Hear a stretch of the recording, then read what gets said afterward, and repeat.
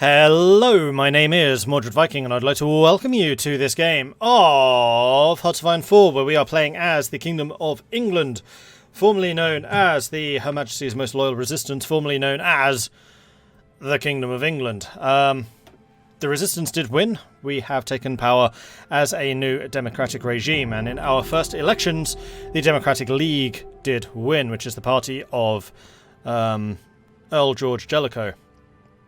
And since then, we've been trying to restructure and rebuild the nation. Of course, it crashes. It doesn't usually do that on a save. What causes that, I wonder?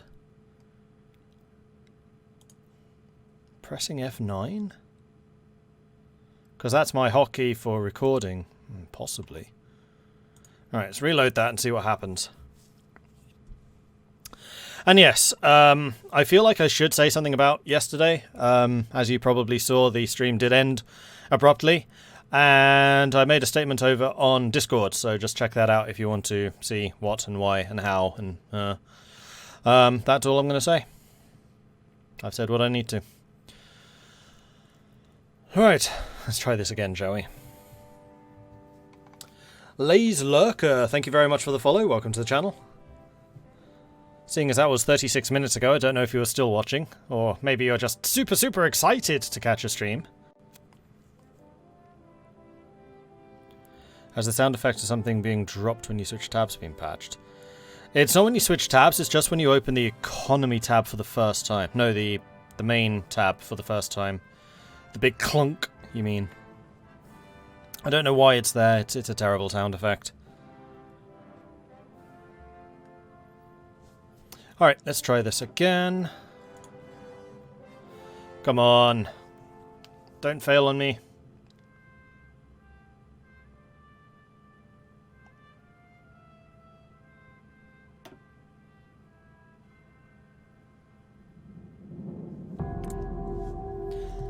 Bong! Becoming the sick man. Is that relating to Turkey or to Germany in this case? I wonder. Anyway, so yes, here we are. We are the Kingdom of England. The event which popped up, we did go with the pro-foreigners thing, and the outcome of that was basically if you went pro-foreigners, then you got a bunch of jobs throughout England, and if you went with the isolationist, then you got job growth over time. So that was the difference there. Anyway, we are going to choose a new national focus, which is going to be into a new phase, which is going to increase our stability by a whopping 10%, and then also the evening drive. And then after this, we'll probably go to building the nation, just to keep that going. And I have a feeling that there's going to be some difficult votes here, so we definitely want to be saving our political power for that. Now that all of our immediate economic issues have been dealt with, we can move on to the social matters. The social issues of the country must be addressed, from taxation to education. We owe the English people, whether they voted for us or not, for a better future. For a better England. Alright, let's do this. Now we do have decisions available, most of them for these, but no, we're not touching that. Where did it say our... What's that clunk? Government stability, there it is. Ah, we have Queen Elizabeth now in charge. Conservative Democrat, government stability +5, war support +10. Born Elizabeth Alexandra Mary Windsor, Elizabeth was expected to live as a minor princess for the rest of her life. This all changed with her uncle's abdication and her father's ascension as king. Elizabeth became heir apparent to the English throne for a few short years. When the wall of the English Channel was broken, Elizabeth was amongst the first to evacuate to Canada, and she would remain there as a pretender to the English throne for the next 20 years. Despite the shattering of the British Empire, she enjoyed much support from the former British dominions and from home in the form of Her Majesty's Most Loyal Resistance. With the victory of the HMMLR in the Civil War, Elizabeth has returned to her homeland, now as Elizabeth II, Queen of England. The Englishmen are hopeful that the new Elizabeth won't share the same fate as her uncle, and will bring England into a new era of prosperity. It now falls to her to rebuild the fallen kingdom from the ashes.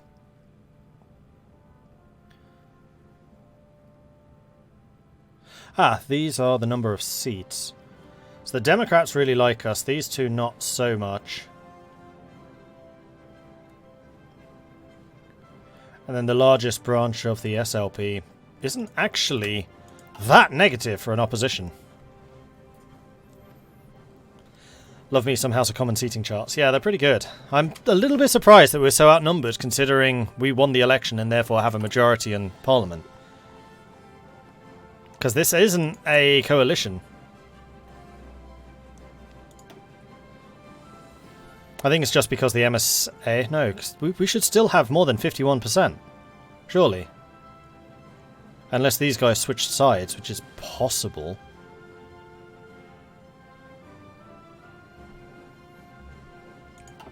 Don't know. And how's our economy looking at the moment? We are currently gaining 437 deficit, but we're making 480 million in growth from GDP, something like that. So we are still ahead, which is good. Do any of you need training? I doubt it, but I don't know for sure. Oh, you do. You know what? May as well do that now. The Divine Mandate of Siberia has defeated the Transbaikal Principality. I thought they might. Jellicoe put down the economic report. He groggily rubbed his eyes and started to head out for the night. He'd been working overtime for the last several weeks, arguing with his advisers and Parliament to pass emergency bills to stabilise the economy. Projections showed that the perilous freefall they had been in has, at least for now, been stabilised. He saluted the guard as he drove away. Jellicoe drove down the street and smelled, in the calm evening air, the smell of freshly baked bread. He saw an happy family moving boxes from a car. Although there was still much to do for the economy, Jellicoe couldn't help but feel some satisfaction. But the job wasn't done, far from it. Stevens had riled up the Liberal wing to shift the country's focus to social reforms, notably decriminalising homosexuality.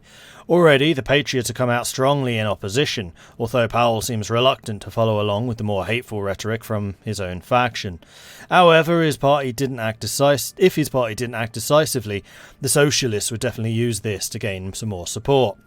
Yeah, the next couple of weeks and months of Jellicoe's prime ministership would be spent trying to wrangle his party to act, one way or another, to address the social issues of England.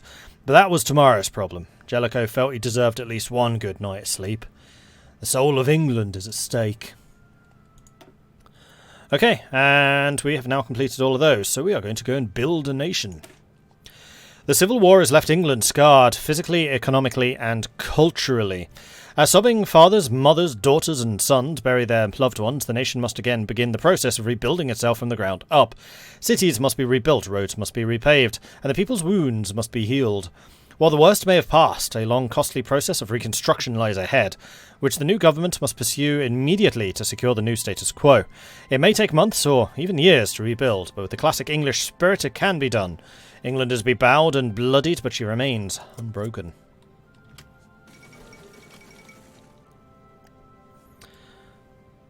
Odd Florida trivia. The city of Lakeland petitioned Queen Elizabeth for a pair of swans after realising the breeding pair of swans passed away in Lake Morton. The Queen sent a pair, and now there are over 80 swans in Lake Morton, all descended from those sent by the Queen. It's become a tradition to have the swan roundup so vets can check up on the swans. Oh, cool. Didn't we win a pretty close election, though? Yeah, we did, but we should still hold a majority in Parliament, because it's first past the post. The Divine Mandate of Siberia unifies the Russian Far East. The world stands in awe today as from the chaos of the Russian Far East. An entirely new challenger has risen from seemingly nowhere and upended the status quo of the region, consolidating its grip over the region. The newly formed statelet, calling itself the Divine Mandate of Siberia, presents a mystery to international observers through its many contradictions. Both a state and an anarchy, pious and secular. The mandate, led by the enigmatic Father of the North, potentially identified as one Alexander Men, an Orthodox priest, is anything but predictable. What began as a small peasant uprising inspired by the Father's decidedly unorthodox beliefs may yet result in a reborn Russia. As the soldiers of Holy Russia march west, the world watches with bated breath. A land of godly contradiction. I think every game I've played, the Divine Mandate has won in the Far East.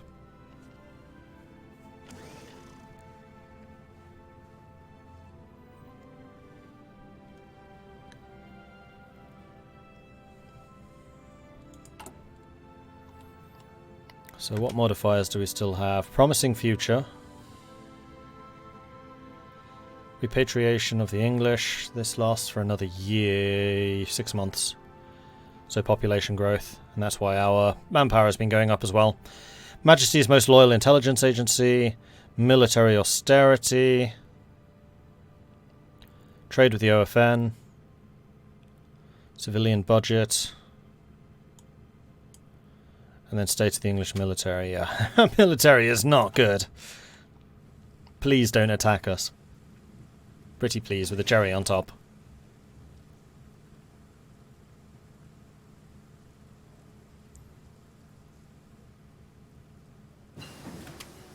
Alright, 50s artillery base bleed. Then we're going to get the 50s artillery rocket assisted projectiles.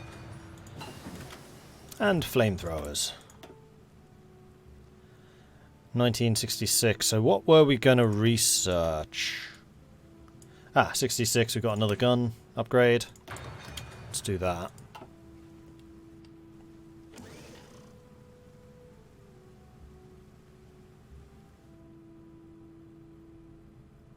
Hey, Jack.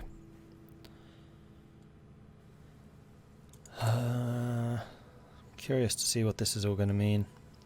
Organization of Free Nations, and we're an independent member of the OFN.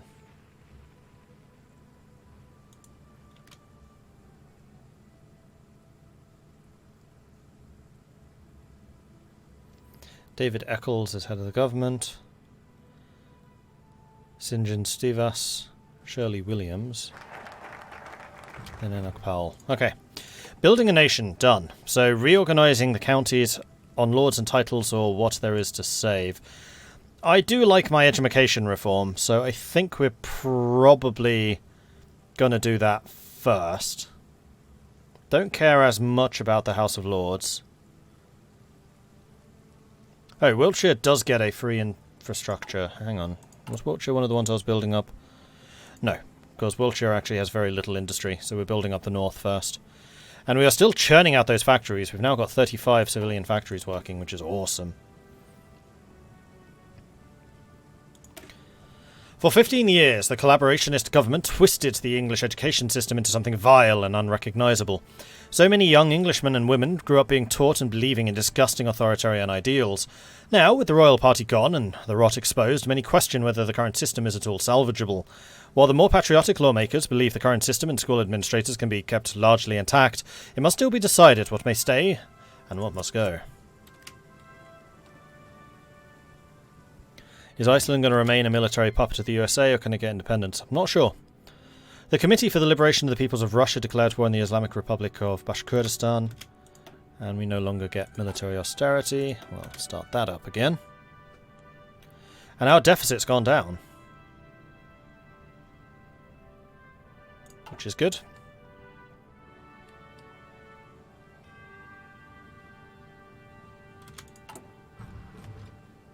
See, that keeps popping up. Campaigning in the East Midlands. Who is campaigning in the East Midlands? That seems like cheating.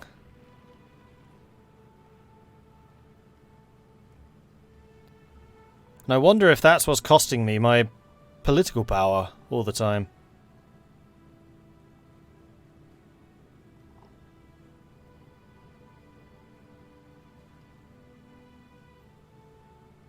Although we do currently control that.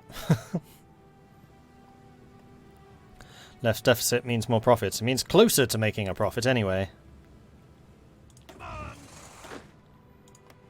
And we are going to have a couple of shortages in terms of military equipment, I'm sure.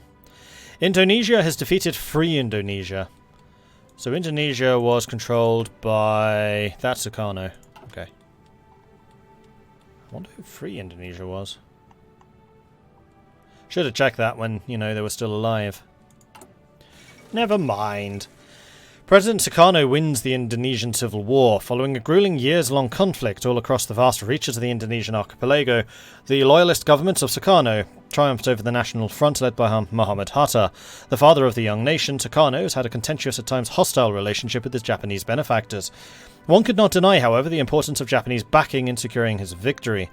International observers note, however, that the continued plight of the Indonesian people under his continued reign, with the Rumashada system and the Shimakinaoshi economic arrangement of the Empire of Japan still in place.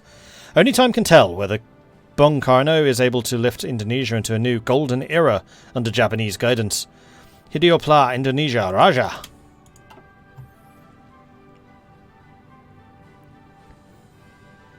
I thought it might have been Suharto, but I think Suharto still has to do his coup. I don't think that's happened yet.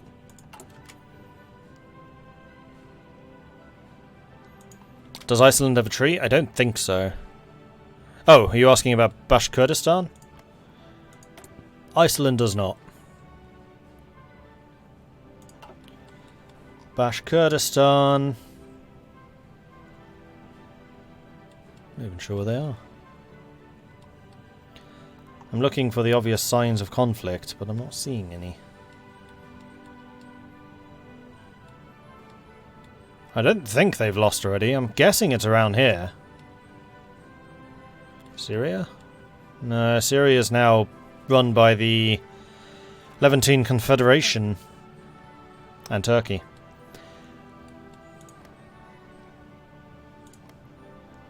Turkestan, Kyrgyzstan, Tajik, Xinjiang, Uzbekistan, Turkmenistan.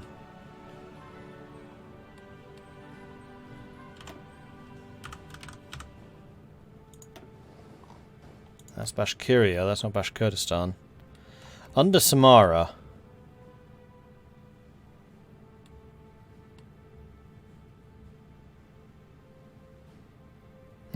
Oh, it is Bashkurdistan. I don't like how it says one name on the map and then another name for the actual country. Now this is Bashkiria and yet it's owned by the Islamic Republic of Bashkurdistan. Which is it? But yeah, that's Bashkurdistan right there. And no, it does not have a focus tree. That's my one gripe with the UI. Like, a lot of people are like, yeah, the UI is horrible. The thing I don't like is when the names are different. The education system of England is in dire need of reform. It is wholly unsuited to prepare our children for the modern world. Scarcely anyone disagrees with us on this, well, except for those who say our education system should be burned down and an all new one created, if we are to get results. What position do we take? Let's not throw out the baby with the bathwater. So this is Patriots versus Whigs. So the Patriots want us to keep it same, whereas the Whigs want us to start from scratch. An entirely new one. As soon as I find the polling system, I will set that up. Evil Snowball coming in with a 19-month resubscription. Thank you very much for the ongoing support there, Evil Snowball. Really appreciate that. Thank you.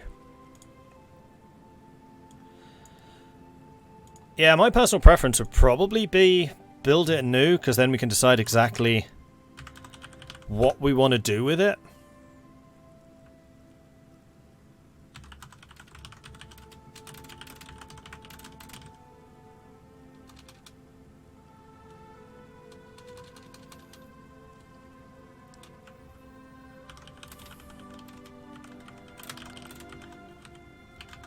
Ah, can't type in the full sentence.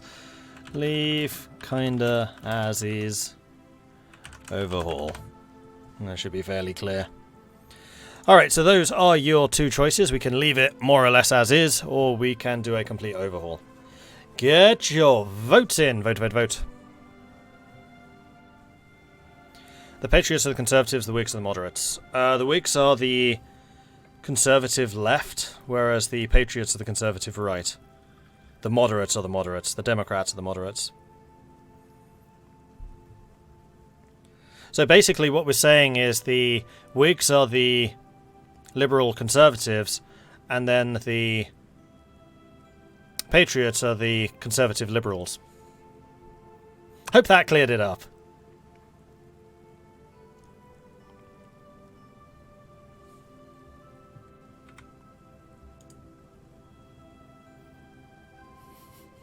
That's one of my favourite political distinctions.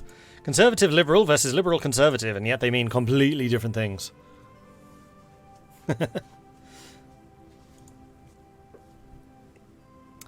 Oh wow, yeah, that is a bit one-sided, isn't it? Huzzah!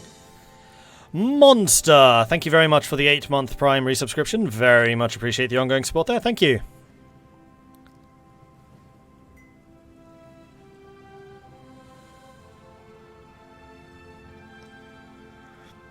Mork is the god of brutal cunning and Gork is the god of cunning brutality. Kind of sounds like your explanation. Yeah, definitely have some similarities there.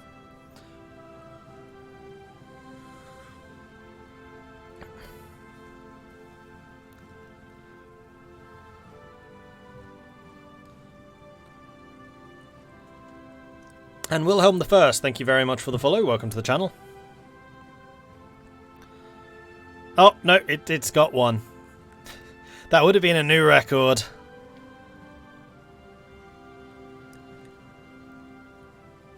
Okay, so the vote has ended. Kinda leave it as is. Got one vote. Literally one. Which resulted in 2% of the total vote. And that was until the last 10 seconds or so. Overhaul got 98% of the vote. So I think we might leave it as is. Throw away the rotting meat and scrap the barrel. Alright then. So, for nation or family? The next choice. As we repair and rebuild the once twisted English education system, a central question continually emerges. What should children and adolescents be taught to love? Should they love their nation, that provides them with an opportunity and security for war and disease? Or should they love their family and the bonds that tie the nation together as a single people? The belief that one's nation comes before family appears to be a leftover from the collaborationist government, and many are asking exactly to what extent we should embrace a central tenet of Nazism. Regardless, it's best if this question is addressed sooner rather than later.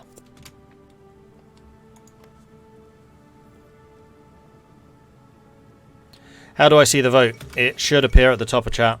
I mean, only when the vote's active. It's finished.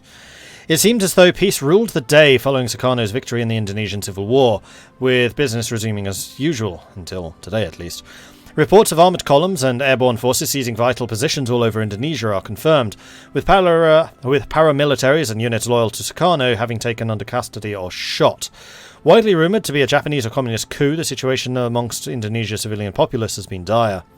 Rumours point to a coup being orchestrated by one of Indonesia's war heroes. However, a source claims the documents confirming the role of General Suharto in orchestrating a coup against the Takano administration through his confusing, given Suharto's professed loyalty to Takano. Strange times in a strange land.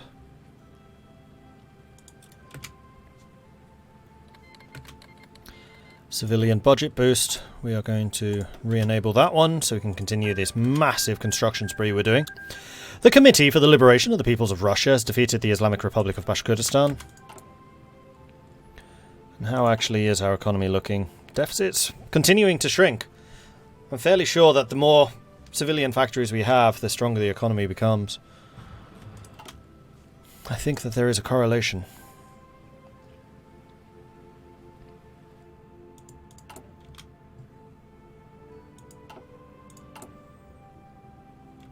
So after we've done this and we have these 3 votes,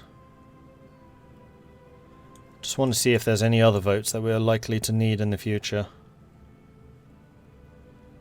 No, and we'll probably sort out the party. Oh yes, we can. League meets. We'll have the conference.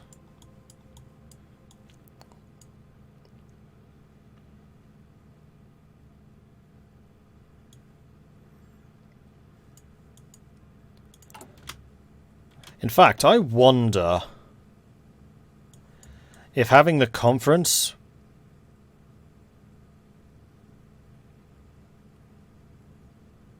would make us have an easier time passing these votes. It might.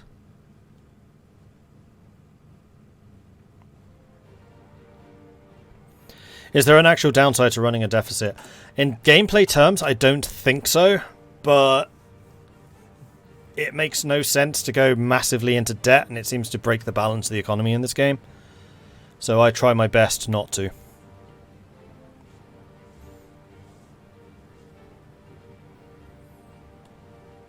Although I am very curious as to what shape exactly those penalties would take, because some nations can really not afford them.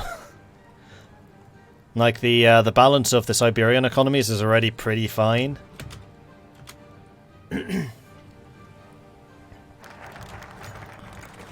Teaching our children well. We want our children to have a traditional education. They need one where they can learn to love the family and be proud of their country.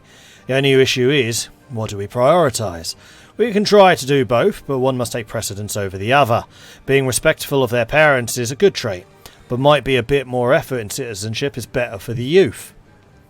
Have you seen the kids these days? They need family values. A civics lesson is good for any youth. So, again, which way is chat going to lean on this one?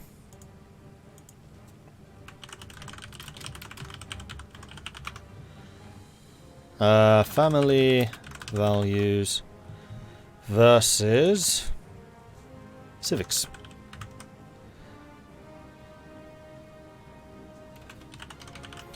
And there is the vote. Get the vote on. Vote, vote, vote. Get your votes in.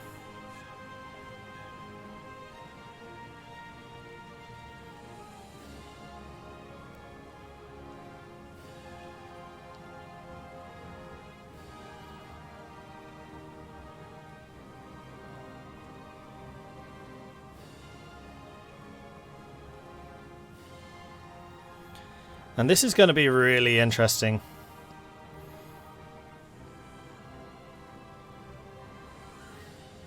I'm not going to say anything about this vote until it's done, because I have my own theories on this.